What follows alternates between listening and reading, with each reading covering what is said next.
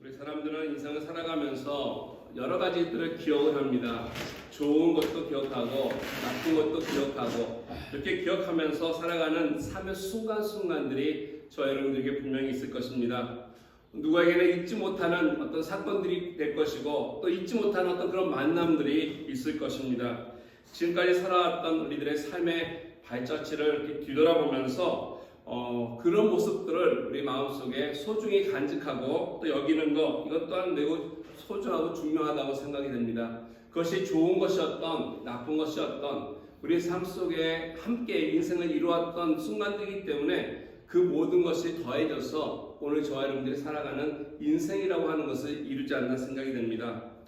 뒤에 우리가 걸어온 발자취를 쭉 보다 보면 또 누군가의 그러한 발자취를 이렇게 살펴보면 이 사람이 어떤 사람이구나, 또는 나라는 존재가 이렇게 오늘날까지 살아오면서 이렇게 이루어졌구나라는 것을 한 번쯤 우리가 되돌아볼 수 있을 것입니다. 특별히 오늘 이렇게 성찬을 나누면서 드렸던 이 성찬 예식 또한 마찬가지 그렇습니다. 이것이 그냥 들어지는 것이 아니라 이것을 통해서 이 예식이 우리에게 주는 귀한 발자취의 모습이 있습니다.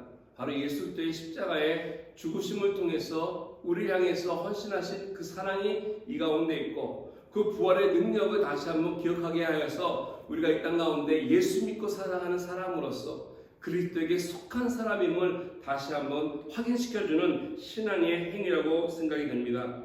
그래서 우리가 우리들의 뒷모습을 보면서 살아가면서 앞으로는 그렇다면 어떻게 살 것인가, 예전에 이러한 모습들이 있었기 때문에 힘들고 어려웠기도 하고 또 이렇게 했기 때문에 좀 수월했었는데 우리가 앞으로 살아가면서 닥칠 여러 가지 순간들이나 그런 일들을 어떻게 헤쳐나갈 것인가를 생각해 보기 때문에 뒤를 좀 돌아보고 이런 것들을 어떤 징표로 삼고 또 어떤 표본으로 삼고 우리 마음속에 간직하는 것이 소중하다는 것입니다.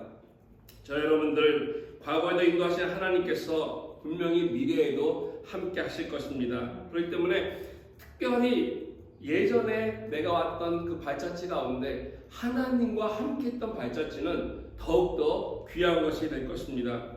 죄 가운데서 방황하며 힘들어했을 때 분명히 주님께서는 멀리 계시지 아니하시고 그 가운데도 여러분을 구원해 주시기 위해서 다가오셔서 여러분을 구원시켜 주시는, 구원을 확신시켜 주시고 이끌어 주셨던 그런 구원의 발자취가 있었을 것입니다. 또 홀로 아파하며 고통받을 때에 여러분을 혼자 두지 아니하시고 여러분 옆에서 위로하여 주시고 또 격려하시고 안아주시고 또는 때로 우리를 치유해 주시면서 함께 하셨던 사랑의 이와 같은 발자취가 함께 있을 것입니다. 위기 순간에 우리를 건져주셨던 위기의 회복들이 있을 것이고 우리 삶 속에 이처럼 주님이 알게 모르게 함께 했던 수많은 순간들이 저희 여러분들의 인생 속에 있었을 것입니다. 그때마다 하나님이 어떠한 일들을 해주셨는지, 그때 어떻게 우리에게 다가오셨는지 우리 마음속에 이것을 잘 간직하고 그것을 우리가 기억하면서 살아간다면 앞으로의 살날 동안 우리들의 인생이 좀 더 바르게 한 걸음 한 걸음 내릴 수 있을 것입니다. 왜냐하면 하나님께서 함께 하신 그 순간들이 귀하고 소중한 것이기 때문에 앞으로도 더욱더 이것이 잘 바르게 진행될 수 있도록 인도하실 것이기 때문에 그렇습니다. 오늘 함께 봉독한 말씀에 보시면 이와 같이 이스라엘 백성들이 그들의 삶 속에 그들의 역사 가운데 간직해야 할 하나님의 역사심에 대한 징표를 오늘 말씀해 주시고는 본문의 내용입니다.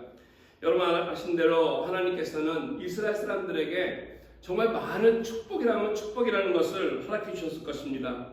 정말 많은 것을 보여주실 뿐 아니라 함께 하시면서 그들을 복 내려주셨는데 이러한 것들을 그들이 혹시라도 잊어버릴까봐 이것을 잘 간직할 수 있도록 준비시켜 주시는 과정을 오늘 시작한다는 것입니다. 우리가 사실 지금 여호수아를 보기 때문에 이스라엘의 이제 막 시작하는 역사 시작하는 초기 단계를 보는 것이지만 우리가 모든 이스라엘 역사를 봤을 때는 진정 하나님께서 함께 하셨던 순간이 너무 많지 않습니까? 그래서 그런 순간들을 앞으로 살아갈 이 이스라엘에게 잊지 않도록 새기기 위해서 하나님이 하신 일이 오늘 있는데 이것이 바로 하나님의 자취를 그들이 잘 마음속에 간직할 수 있는 준비를 시작한다는 것입니다. 그래서 오늘 1절에서 3절 말씀 보시면 이제 그들이 요단을 건너면서 그 건너자마자 하나님이 먼저 그들에게 분부하신 명령이 있습니다. 이렇게 기록되어 있습니다. 그 모든 백성이 요단을 건너가기를 마침에 여호와께서 여호수아에게 말씀하여 이르시되 백성의 각 지파에 한 사람씩 12사람을 택하고 그들에게 명령하여 이르기를 요단 가운데서 제사장들의 발이 굳게 선 그곳에서 돌 12를 택하여 그것을 가져다가 오늘 밤 너희가 유숙할 곳에 두게 하라 하시니라. 하나님께서 여호수아에게 명령하시지 않습니까? 각 지파마다 그 두 사람씩 명의해서 한 명씩 그 가운데서 12명이 모여서 그 돌들을 하나씩 챙기라는 것입니다. 그래서 지금 그들이 해야 할 일이 뭐냐면은 바로 이것을 가지고서 그들이 유숙할 곳까지 이동하는 것인데, 이것을 누구 한 사람에게 또는 몇몇 사람에게 부탁한 것이 아니라 지파별로 했다라는 것입니다. 왜냐하면 이것은 바로 하나님이 그 온 이스라엘 사람들이 앞으로 같이 함께 기억해야 할, 간직해야 할 징표를 말씀해 주시기 때문에 그렇습니다. 한 사람만 하는 것이 아니고 어떠한 지파만 하는 것이 아니라 또는 제사장들만 하는 것이 아니라 이것은 우리 모두에게 함께 하는 것이라는 것을 깨닫게 하신 것이죠. 그래서 요단 가운데 서 있던 제사장들이 있던 곳에서 돌을 취했습니다. 그래서 그곳에서 있던 돌을 취해서 길갈이라고 하는 오늘 장소에 나와 있는 유숙할 그곳까지 그 돌들을 가지고 와서 기념비를 세우셨습니다. 이와 같은 이유가 무엇입니까? 오늘 6절 말씀에 보니까 이것이 바로 이 기념비가 바로 너희들에게 표징이 된다라고 말씀하고 있습니다. 이 표징이라고 하는 말이 히브리어로 오트라고 하는 단어인데 맹세라고 하는 이런 뜻으로도 번역이 됩니다. 또는 사인이라고 하는 뜻으로도 번역이 될 수 있습니다. 그래서 이 쌓아놓은 12개의 돌이 그냥 있는 것이 아니라, 단순한 돌이 아니라 이것이 바로 하나님이 그들 가운데 무슨 일을 했는지를 기억할 수 있는 사인표가 된다는 거죠. 표지가 된다는 것입니다. 그래서 실제로 보니까 이스라엘 사람들에게 그 돌을 볼 때마다 이것이 한두 번이 아닌 오늘 말씀보다 영원히 자손 대대로 하나님이 어떻게 그들과 함께 하셨음을 잊지 않도록 하도록 기념비를 세우라신 것입니다. 즉 이 세대만이 이것을 잊는 것이 아니라 기억하고 하나님께서 요단을 이렇게 건너게 하셨음을 아는 것이 아니라 후세대까지도 잊지 않도록 하기 위해 세우신 것입니다. 아멘. 근데 이 이유는 우리 인간들이라고 하는 존재들이요, 과거를 이렇게 잊어버릴 때가 있습니다. 특별한 것은 기억하지만 그러지 못할 것들은 우리 깜빡깜빡 잊어버리는 그런 건망증이 누구에게나 있지 않나 생각됩니다. 저희도 물건을 챙겼다 나올 때 잊어버리지 않기 위해서 다음날 꼭 가져가야 된다면 문 앞에 갖다 미리 놓습니다. 밤 전에 문 앞에 갖다 놓고 가다가 바람 불처에 이거 가져가야지 챙길 때가 있는데요. 여러분들도 나름대로 뭔가 잊지 않으시려고 하는 방법들이 있을 것입니다. 그럼에도 불구하고 하나 챙기다 보면 또 다른 걸 놓치고 올 때가 있습니다. 우리들은 살아가면서 이렇게 뭔가를 잊지 않으려고 하면서도 알게 모르게 이렇게 잊어버리고 사는 존재가 저와 여러분들이 아닌가 생각됩니다. 오늘 하나님께서는 우리의 이와 같은 습성을 아셔서 그런지 기념으로 이 돌을 가지고서 그곳에 돌탑을 쌓게 하셨습니다. 그래야만이 하나님께서 하신 것을 그들이 잊어버리지 않고 앞으로 하나님의 뜻대로 그들이 순종하며 나갈 수 있음을 하나님께서 일깨워 주시기 위함이었습니다. 실제로 성경에 보면은 하나님이 이처럼 이스라엘 사람들에게 내가 여기 있다, 내가 너희와 함께하였다, 내가 이런 것을 이루었다라고 여러 차례 징표를 보여주셨던 그런 기념비들이 있습니다. 출애굽기 22장에 보시면 유월절을 그들에게 허락해 주시면서 이 유월절은 너희들이 영원히 기념해야 할 것이다 라고 그들에게 말씀하였습니다. 유월절이 무엇입니까? 이스라엘 사람들이 애굽에서 노예 생활하다가 그들을 구원시키기 위해서, 구출해 주시기 위해서 그날 밤에 어린 양을 잡아서 방해 인도와 또 문설주에 받았던 그런 일이 아니었습니까? 그래서 죽음의 사자가 건너감으로 인해 온 이스라엘 사람들은 평안한 밤을 지냈지만 반면에 애굽에는 통곡이 있었던 그러한 밤을 그들에게 구하게 했던 것입니다. 어린 양의 피를 통해서 그것이 그들을 향해서 구원해 주셨다는 것을 잊지 않기 위해서 이스라엘 백성들에게 하나님의 구원하심을 결단코 절대적으로 세세도록 후손까지 잊지 않게 하기 위해서 이 유월절을 기념하라고 하신 것입니다. 사무엘상 7장 12절 말씀에 보시면 여러분 잘 아시는 에베네셀이라고 하는 귀한 단어가 나옵니다. 무엇입니까? 미스바와 센 사이에 그 돌을 세우고 계셨는데 그것은 바로 이스라엘이 그 당시 블레셋과의 전쟁을 하기 전에 이 블레셋을 두려워했던 이스라엘 향해서 그들이 모여 기도했더니 하나님께서 그들의 기도를 들으시고 놀랍게도 큰 승리를 그들에게 안기셨다는 것입니다. 그래서 사무엘이 온 이스라엘 백성들을 미스바에 모이게 하였고 그것을 기억하기 위해서 기념비를 쌓고 에베네셀 하나님, 여기까지 우리 하나님께서 도우셨다라고 하시는 그 하나님의 행적을, 역사하심을 기억하기 위해서 기념비를 쌓았습니다. 이처럼 하나님께서는 수많은 여러 가지로 이스라엘 백성들에게 내가 너희와 함께하였다, 내가 너에게 이런 것을 베풀었다, 나를 잊지 말거라 하면서 이와 같은 기념비를 주셨다는 것입니다. 그래야만이, 그것을 기억해야만이 앞으로도 살아가면서 그 하나님의 은혜 가운데 감사하고 또 인생을 바르게 계획하며 나아갈 수 있기 때문에 그렇습니다. 저와 여러분의 삶 가운데도 그렇지 않을까 생각됩니다. 하나님이 우리에게 베풀어 주신 행적들을 잊지 않고 기억할 때 앞으로 우리가 살아가는 삶 속에서 더욱더 하나님 앞에 바르게 살아가는 나이들이 많을 것입니다. 과거에 나를 인도하신 그 하나님께서 앞으로의 날도 책임지시기 때문에 내가 그 하나님 앞에 나의 인생을 내어 맡길 수 있다라고 하는 보장이 바로 이처럼 내 과거 속에 함께 하신 하나님을 기억한다는 것입니다. 그 은혜를 기억하고 그 은혜에 합당한 삶을 사는 것, 이게 저와 여러분들에게 매우 소중하고 중요한 삶입니다. 어떻게 해야만이 저와 여러분들의 삶 속에서 이와 같은 것들을 잘 마음속에 간직하면서 살아갈 수 있겠습니까? 오늘 이스라엘 백성들이 하나님 백성답게 살기 위해서 간직해야 할 세 가지 징표를 오늘 말씀 속에서 소개하고 있습니다. 첫 번째로 우리가 기적으로 하나님 백성답게 살기 위해서 그들에게 주신 것은 이 기적의 징표가 있습니다. 하나님이 행하신 기적이라고 하는 것을 기억하며 살아야 된다는 것입니다.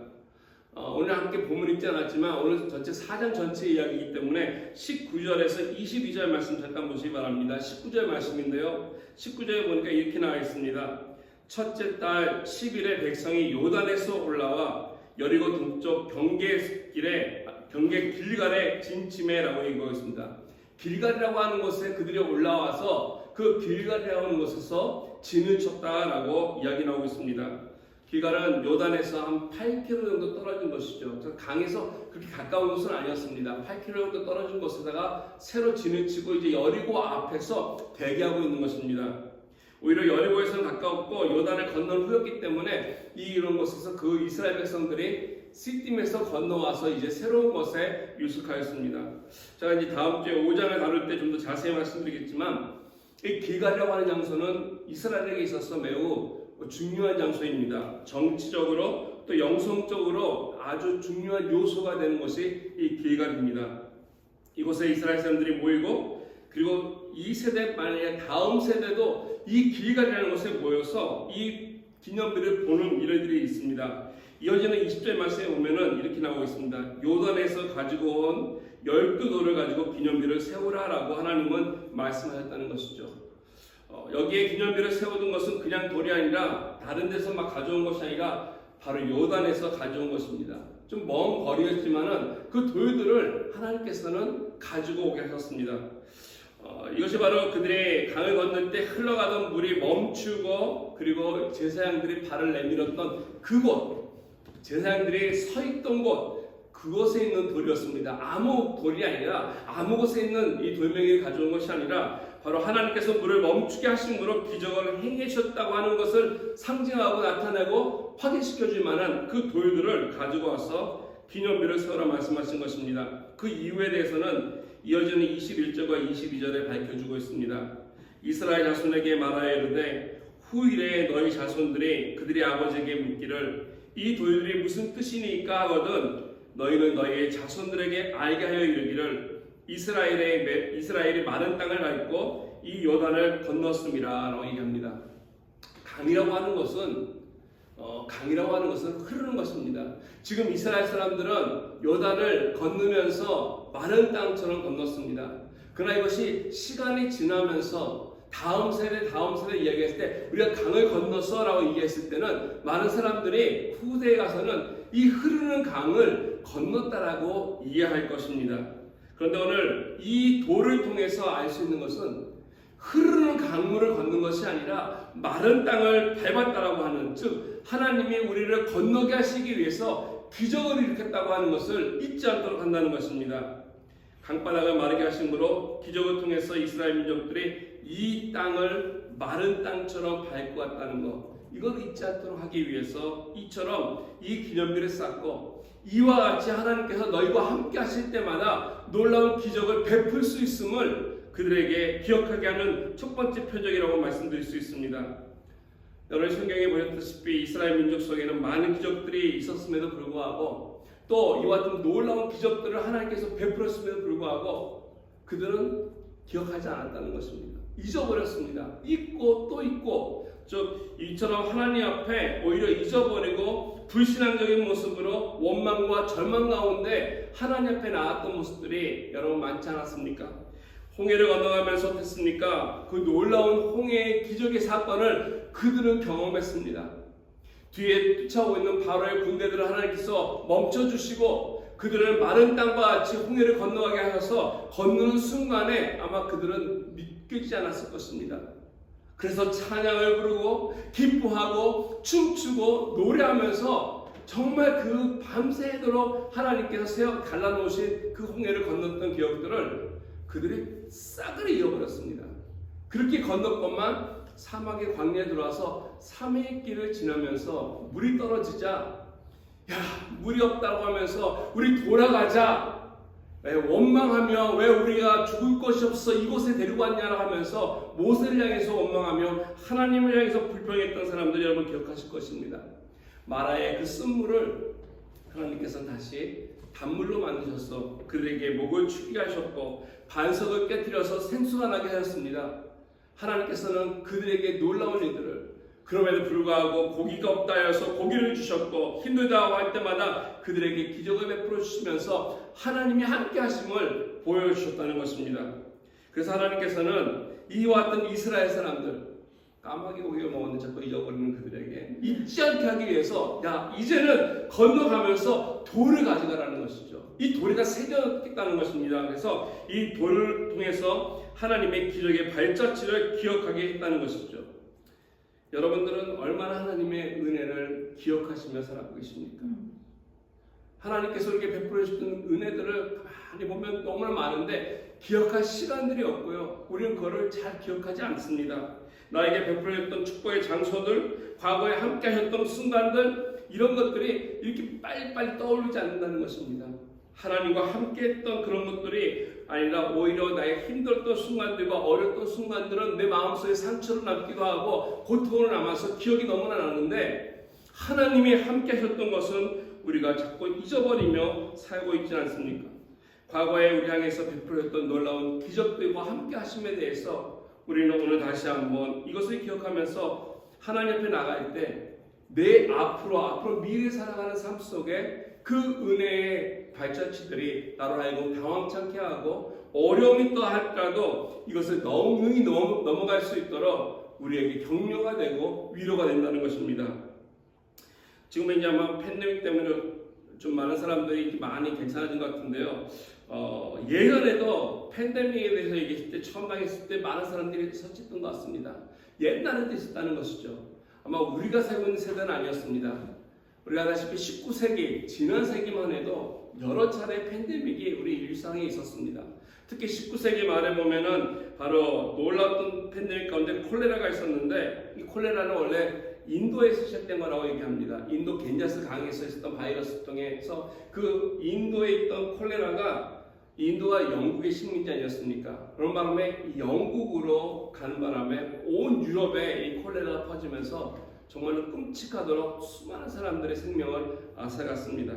이처럼 콜레라가 많았을 때 가장 많이 피해가 컸던 것이 영국의 브리스톨이라고 하는 지역이었습니다. 근데 그곳에 가장 많은 힘든 곳에 그때 어떤 사람이 고아원을 차립니다. 고아원을 오픈하고 많은 어린이들을 그 어려운 시기에 받아들입니다. 이 고아원을 통해서 많은 어린이들을 먹여 살렸던 인물의 이름이 바로 조지 물러입니다. 여러분 너무 잘 아실 것입니다. 이 조지 물러는 이름으로 보면 영국 사람은 아닙니다. 독일 사람이었는데 그가 영국으로 넘어와서 귀하게 하나님의 사역들을 하기 시작했습니다. 이분이 뭐 돈이 많아서가 된 것은 아닙니다. 은행의 잔고는 늘 제로였다고 합니다. 그럼에도 불구하고 5개의 고아원을 세우며 많은 어린이들을 먹이는 사역을 그 감당했습니다. 어떻게 했겠습니까? 그는 고백하기를 한 번도 사람에게 손을 내민 적이 없었다고 합니다. 그 누구에게 가서 도와주세요라고 얘기한 적이 없었다는 것이죠. 하나님의 일을 할 때마다 그는 사람을 찾아 도와달라고 말한 것이 아니라 오히려 하나님 앞에 나가서 무릎 꿇고 기도함으로 하나님께서 역사하신다는 것을 확신하는 가운데 그에게 주어진 사역을 감당했습니다. 하나님께 나가 기도하기만 하면, 하나님께 구하기만 하면 이런 일들이 채워지고 그래서 하나님께서 사역하는 것을 그가 보았다는 것입니다. 오늘날 우리가 사람들에게 구하지 않고 하나님께 기도하면서 하는 사역을 페이스 미션이라고 얘기합니다. 이렇게 사역하는 사람들이 있습니다. 근데 이처럼 돈 한 푼 없이 많은 사람들에게 하나님의 귀한 일을 사역하기 위해서 고아원을 세우고 10만 명이 넘는 고아들을 먹이는 일들 어떻게 가능했겠습니까? 그것은 조지 물러가 하나님의 기적을 체험했기 때문에 그렇습니다. 우리가 아다시피 조지 물러는 5만 번의 기도 응답을 받았다라고 이렇게 얘기하고 있지 않습니까?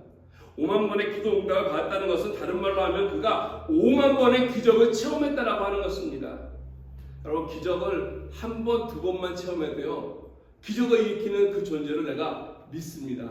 두 번, 세 번만 해도 5만 번의 기적을 체험한 사람이라면 하나님께서 당연히 기적을 행하시는 분이라는 것에서 조금 더 의심하지 않았다는 것입니다. 아멘. 기적은 늘 일어나는 것이기 때문에 그의 삶 속에서 필요하면 무릎 꿇고 기도했고 그 기도를 통해서 하나님께서는 역사하셨다는 것을 확신했다는 것입니다. 아멘.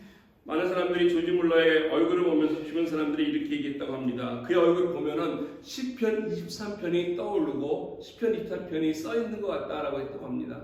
우리가 너무 잘 알고 있는 시편 아닙니까? 여호와는 나의 목자시니 내게 부족함이 없으리로다. 그의 얼굴 자체가 시편 23편이었다고 합니다.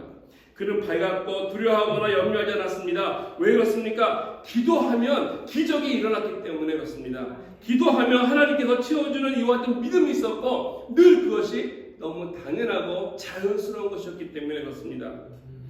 우리는 어떻습니까? 문제가 생겼을 때 당황하는 이유가 어디 있습니까?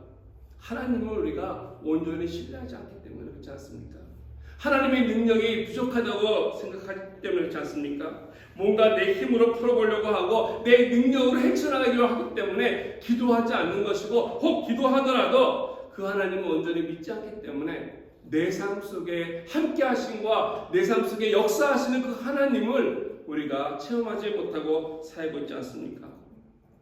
하나님 앞에 나가서 기도하게 되면 우리 하나님은 행해 주십니다. 하나님이 길을 열어주시는 것입니다. 하나님이 기적을 베풀어 주시는 것이고 하나님의 약속을 지켜주시는 분이시라는 사실입니다. 이게 바로 그 하나님이 다른 분이 아니라 나의 하나님됨을 내가 인정하고 그 하나님 앞에 나의 문제를 내어맡길 때 어떤 문제든지 하나님께서는 충분히 감당하시고 일으켜주시고 이루어주신다는 것에 대한 확신이 있어야 되는 것입니다.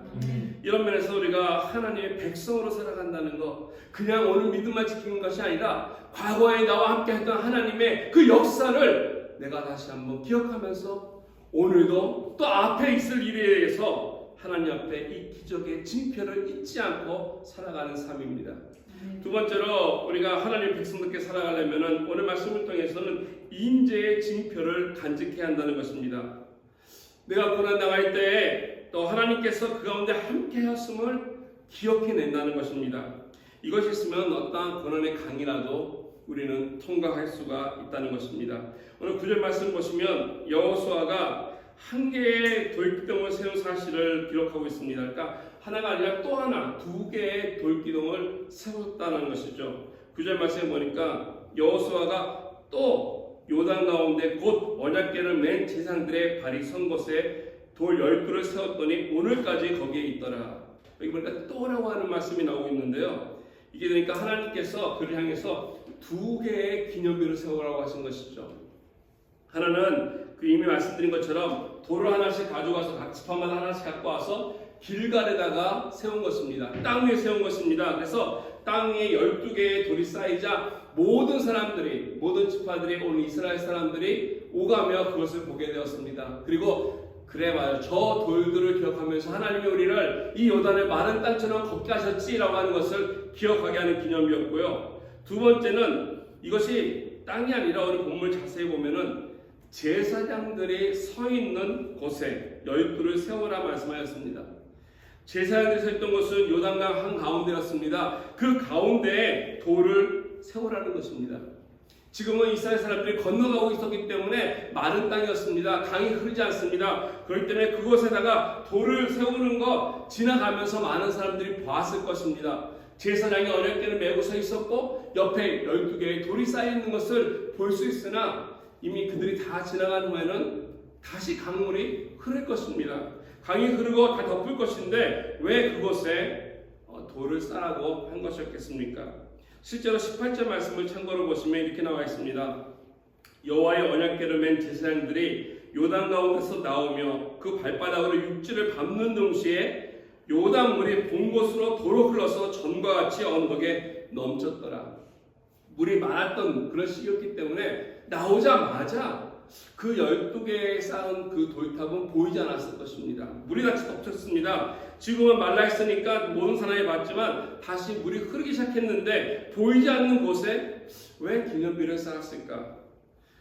켈빈이나 헤일리 매트 같은 주석가들은 오늘 말씀을 보면서 이렇게 이야기를 했습니다.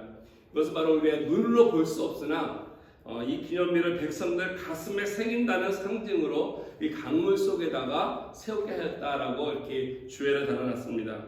물론 우리들이 눈으로 보는 기념비 소중하고 중요하죠. 그거 볼 때마다 하나님께서 함께 하심을 기억하기 때문에. 근데 또한 우리 가슴 속에 세워놓은 이 기념비 또한 중요하다라고 할 수 있습니다. 근데 여기다 일리가 있지만 한 가지 더 추가한다면 이것입니다. 제 생각에는 이스라엘 백성들이 이 강을 통과할 때 그곳에 하나님이 함께 하셨다라고 하는 것을 기억하게 하기 위해서 아닐까.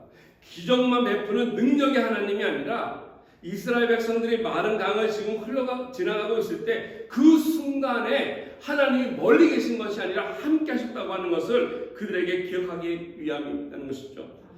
보면은 제사장들이 언약궤를 메고 있었습니다. 그 언약궤를 맸다는 것은 바로 하나님의 임재를 상징하는 것입니다. 그래서 그들이 서 있는 그곳에다가 다른 곳이 아니라 언약궤를 메고 서 있는 그곳, 하나님의 임재하심이 있었던 그것을 기억하기 위해서 바로 이 돌을 쌓았다는 것이죠. 아멘. 하나님이 함께 하셨다는 것. 전 여기 하나님의 특별한 은혜가 있다고 생각이 듭니다. 우리가 고난을 당하거나 어려움을 당할 때 멀찍해서 구경만 하시는 분이 아니고 일단 내가 능력이 있으니까 베풀어준다 하고 끝나시는 분이 아니라는 것입니다. 오히려 그 어려운 시간에 함께 하시는 하나님, 바로 임마누엘의 하나님이라고 하는 것입니다. 아멘. 힘들어하는 그 순간 누구보다도 함께 같이 그 어려운 순간을 우리를 안아주시고 함께 하시면서 그것을 잘 아시는 하나님이라고 하는 사실입니다. 이런 걸 내가 안다면은 우리 삶 속에서 조금 더 하나님 앞에 당당하게 우리들의 인생을 내어맡길 수 있지 않겠습니까? 여러분 잘 아시는 대로 다니엘서에 보면은 귀한 친구들이 나옵니다. 사드락과 메삭과 아벳느고가 경험했던 놀라운 순간 있지 않습니까? 그들이 아시는 대로 다른 신상에 절을 하지 않자 풀무불에 잡아다 집어넣습니다. 풀무불이라는 걸 보니까요 용광로입니다. 용광로 불이 타는 건데 그 말씀에 보면 7배나 더 세게 보통보다도 7배 어마어마했다는 것이죠. 뜨거운 곳에 이들을 던져 넣었다는 것입니다. 근데 보니까 말씀 보니까 3명이 들어갔는데 1명이 더 있었습니다. 4명이 그 가운데 걸어 다니는 것이 보였다라고 성경은 기록하고 있습니다. 이 4번째 사람을 다니엘서는 마치 인자와 같은 분이다라고 소개하고 있습니다. 누구겠습니까? 물론 그 당시는 천사처럼 보였지만 아직 성육신 하시기 전에 오셨던 예수님이라고 많은 성경 주석가들은 이야기하고 있습니다. 여기서 볼 수 있는 메시지가 무엇입니까?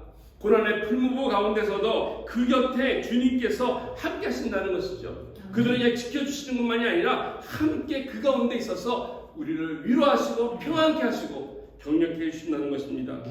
우리가 이 사실을 기억할 때 단 한순간이라도 저와 여러분들은 혼자가 아니라고 하는 것입니다. 아멘. 혼자 있는 시간이 아니라 우리 주님께서 함께 하신다는 것입니다. 이게 바로 임재의 징표라는 것입니다.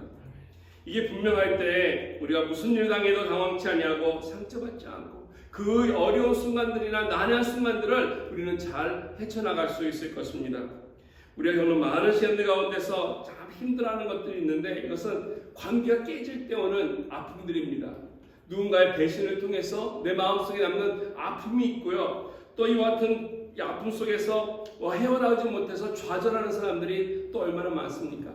그런데 혼자가 아니라고 하는 것입니다. 내가 예수 그리스도 안에 있으면 우리 주님께서 그러한 순간에도 나와 함께하여 주시기 때문에 이러한 상처가 나에게 해가 되지 않는다는 것입니다.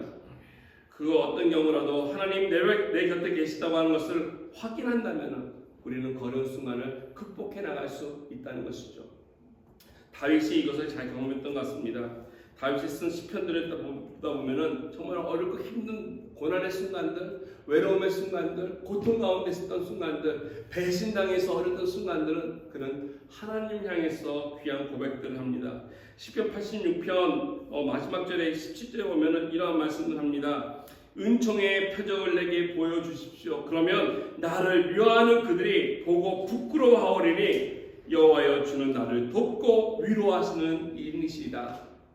하나님을 향해서 주님 나를 돕고 위로하시는 분이라는 것을 선포하고 있습니다. 이 시편 86편은 언제 쳤는지 잘 모르겠습니다. 정확히 나와 있지 않습니다. 광야 생활하면서 썼던 것인지 어떤 건지 모르나 어떤 분들은 아마 압살론을 통해서 쫓겨났을 때 썼던 그런 시가 아닌가 생각된다고 합니다. 다윗이 가장 사랑했던 아들 압살론, 자기 아들로 인해서 배신당하지 않습니까? 그래서 자기 아들이 왕권을 채탈하고 쫓겨나는 네 아버지의 심정 뿐만 아니라 자기가 믿었던 많은 그 부하들이 이제는 등을 돌리고 압살론에게 붙어있고 쫓겨나가면서 심지어 시므엘 같은 사람은 그래서 침을 뱉지 않았습니까? 사무엘하 15장 3절은 이렇게 기록합니다. 다윗이 감람산 산에 올라갈 때 그의 머리를 그가 가리고 맨발로 울며 갔다.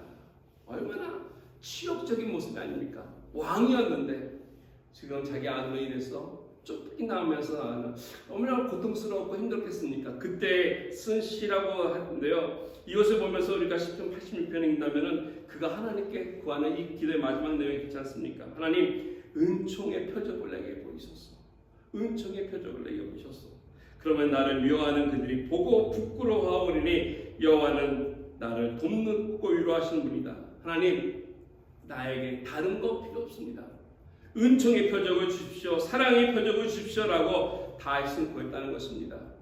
하나님 앞에 구할 것이 얼마나 많았겠습니까? 하나님 저 아들이 나의 왕권을 채탈했는데 다시 나의 왕권을 회복시켜 주십시오. 나의 명예를 돌려주십시오. 물질을 주십시오라고 하나님께 간구할 수 있는 다윗이었음에도 불구하고 그 어려운 고통 순간에도 그가 하나님께 구했던 두 가지가 있다는 것이죠. 하나님 나를 사랑하시는 것을 확인시켜 주십시오. 하나님의 은총을 받았다는 것을 다시 한번 내 마음속에 확인시켜 주시고 나를 돕는 자로 가는 사실을 보여달라고 기도했다는 것입니다. 이게 저와 여러분들이 하나님 앞에 기도하며 구하며 나가야 할 자세가 아닌가 생각됩니다. 혹시 여러분 가운데 어렵고 힘든 순간들이 지금 지나고 계십니까? 또 이런 순간들이 다가올 것 같으면 두려운 마음이 아니라 하나님 앞에 내어맡기시기 바랍니다. 그걸 꼭 여러분들만이 혼자 감당하는 것이 아니라 혼자가 아니라 우리 하나님이 함께 하신다고 하는 사실을 기억하시면서 이 가운데서도 나에게 주시는 은혜가 있고 축복이 있음을, 이것이 나에게 복이 될 수 있음을 기억하시며 나를 구원해 주시는 하나님 앞에 나아가시기 바랍니다. 이런 의미에서 우리가 하나님 백성으로 산다는 것, 이처럼 하나님께서 베풀으신 기적들을 기억하는 것 중요합니다. 그래서 하나님의 능력이 함께 했다는 것 우리가 기억해야 되고요. 나를 사랑하고 계시고 내 곁에 계시고 함께 하신다는 하나님을 우리는 어떤 순간에서도 잊지 말아야 할 것입니다. 그러할 때 우리들의 인생을 좀 더 바르게 하나님 앞에 살아갈 수 있지 않겠습니까? 세 번째 필요한 것이 있습니다. 우리가 하나님의 기적을 기억하고 그 사랑 가운데 임재만을 느끼는 것이 아니라 진정으로 하나님 앞에 바르게 살려면은 하나님께서 우리에게 주시는 사명의 징표가 있습니다. 이 세상을 살아가면서 나의 욕심과 나의 평안과 안전을 위해 살아가는 것이 아니라 하나님이 이와 같은 기적과 함께 하심은 내가 이루어야 할 사명의 목적이 있음을 알아야 한다는 것입니다. 이거를 우리가 기억해서 할 때 내가 하나님의 백성으로, 하나님의 자녀로서, 성도로서 내가 바르게 살 수 있는 것입니다. 23절과 24절 말씀을 좀 보기 원합니다. 23절과 24절 말씀에 보시면은 하나님께서 이 기념비를 통해서 우리가 이루어야 할 두 가지의 사명을 소개해 주고 있습니다. 23절 말씀 먼저 제가 읽겠습니다.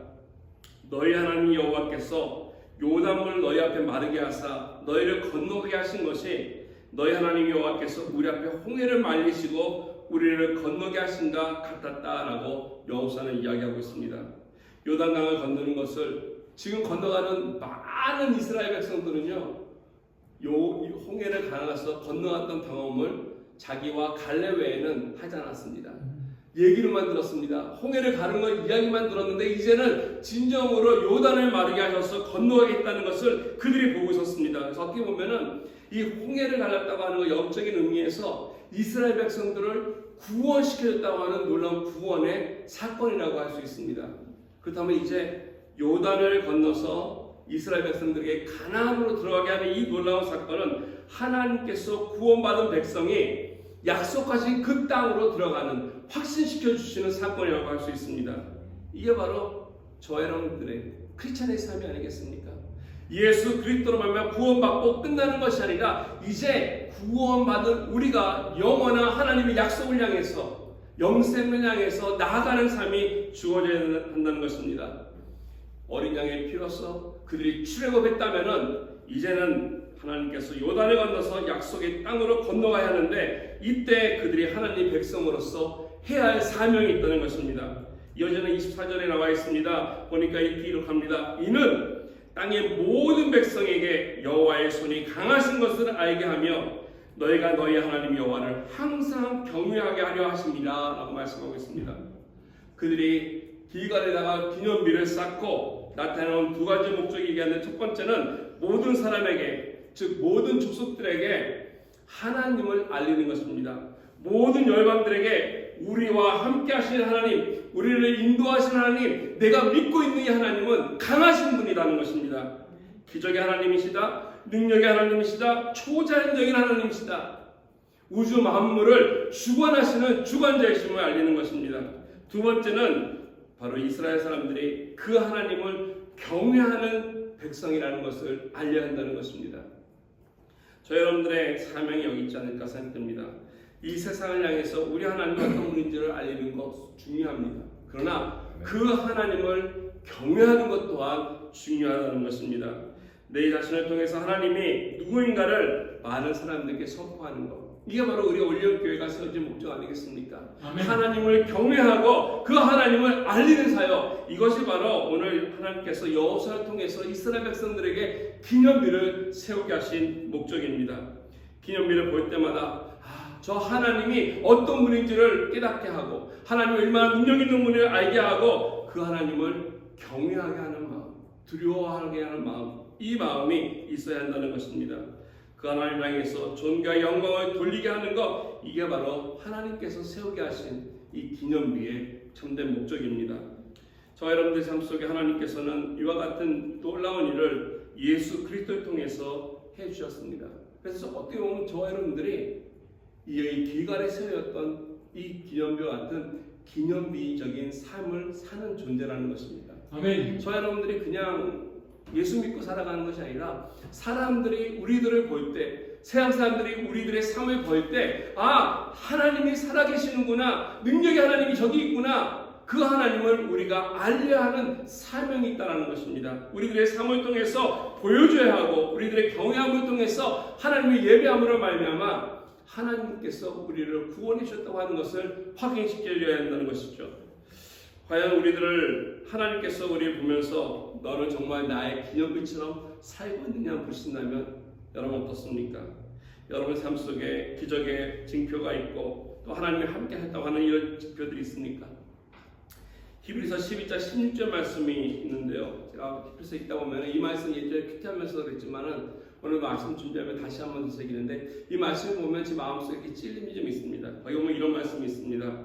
하나님이 그들의 하나님이라 일컬음을 받으심을 부끄러워하지 아니하셨다라는 표현이 나옵니다. 11장에 보면 믿음의 선조들이 쭉 나오는데 그들은 그들의 삶을 통해서 하나님이 하나님이라라고 일컬음을 부끄러워하지 않는 삶을 살았다라고 하는 것이죠.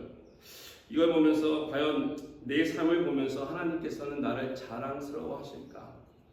내가 살아가면서 우리 하나님 부끄러워하지 않으실까?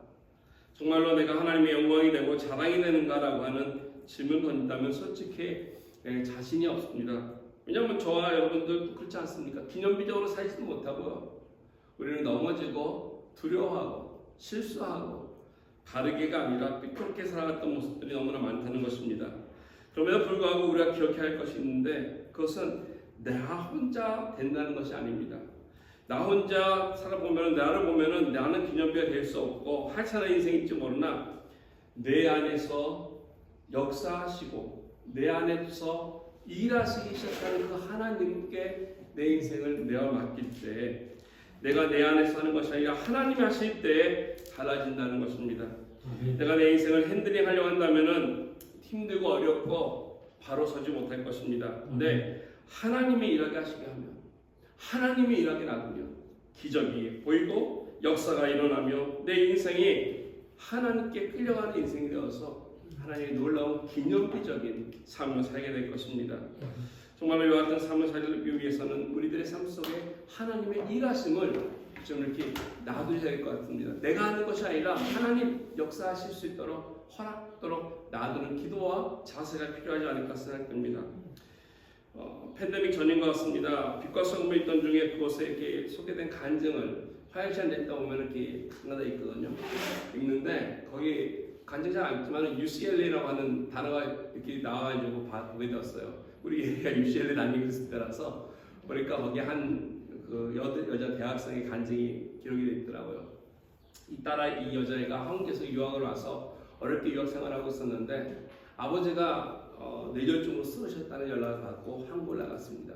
아버지가 사업을 잘 하셨다가 어려워진 바람에 이제 사업을 접고 택시 드라이브를 하셨나 봅니다. 그래서 택시 운전을 하시다 보니까 좀 무리를 해서 그런지 뇌졸중으로 쓰러져서 병원에 입원하게 됐다는 것이죠. 그래서 잇따라 아이가 학기를 멈추고 한국으로 돌아가서 아버지 입원해 있는 동안에 병원에서 아직 의식이 없었지만 그 아버지 앞에서 두 가지 일을 했다고 합니다. 한 3주 동안에 계속 있으면서 두 가지 했는데 하나는 무엇이냐면 아버지 곁에서 아버지 귀에다 얘기하는 거예요. 아빠, 우리 하나님께서 분명히 회복시켜 주실 거야. 하나님께서 분명히 아빠 일어나게 하실 거야. 하나님께서 분명히 아빠를 깨워줄 거야. 아빠, 하나님께서 하실 거야. 끊임없이 아빠한테 귀에다 대고 의식이 없지만 얘기해 줬고요. 두 번째는 끊임없이 찬양을 불렀다고 합니다. 그때 부른 찬양이 주가 일하시네라고 하는 찬양인데요. 아마 여러분들도 잘 아시지 않을까 생각됩니다. 그 아는 내용인데 그런 내용이 나오죠. 날이 저물어 갈 때, 빈들에서 걸을 때, 그때가 하나님의 때, 내 힘으로 안 될 때, 빈손으로 걸을 때, 내가 고백해 여호와 이래. 아멘. 주가 일하시네, 주가 일하시네. 주께 아끼지 않는 자에게 주가 일하시네, 주가 일하시네. 신뢰하며 걷는 자에게. 우리들의 인생에도 날이 저물 때가 왜 없겠습니까? 우리들의 삶 속에도 어둠이 오고 빈손으로 하나님 앞에 이렇게 먼 걸어 설 때도 있지 않겠습니까? 그때가 바로 하나님이 우리 가운데서 일하시는 때라는 것입니다.